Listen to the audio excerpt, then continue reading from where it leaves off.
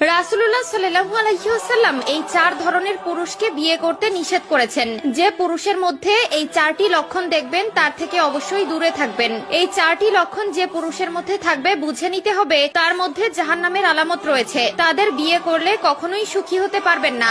রাসূলুল্লাহ সাল্লাল্লাহু আলাইহি ওয়াসাল্লাম কেন এই চার ধরনের পুরুষকে বিয়ে করতে নিষেধ করেছেন? অবশ্যই তার ভিতরে কোনো কারণ রয়েছে। যারা রাসূলের কথা বিশ্বাস করেন তারা অবশ্যই আলহামদুলিল্লাহ কমেন্ট করবেন, এবং যারা বিয়ে করেছেন তারা অবশ্যই নিজের স্বামীর মধ্যে এই চারটি লক্ষণ আছে কিনা অবশ্যই মিলিয়ে নিবেন। প্রিয় ভাইয়েরা, আপনাদের মধ্যে যদি এই চারটি লক্ষণ থেকে থাকে অবশ্যই আজ থেকে তা ত্যাগ করবেন, কারণ আল্লাহ তাআলা ও তার প্রিয় রাসূল এই চার ধরনের পুরুষকে ভালোবাসেন না। তারা অপছন্দনীয়, হোক সে প্রেম কিংবা ভালোবাসা কিংবা বিয়ে। এই চার ধরনের পুরুষের সাথে কখনোই সম্পর্ক করতে যাবেন না। শুধু তাই নয়, এই চার ধরনের পুরুষকে অভিশপ্ত বলা হয়েছে, তারা জাহান্নামী। প্রিয় দর্শক, হাতে যদি সময় থাকে অবশ্যই ভিডিওটি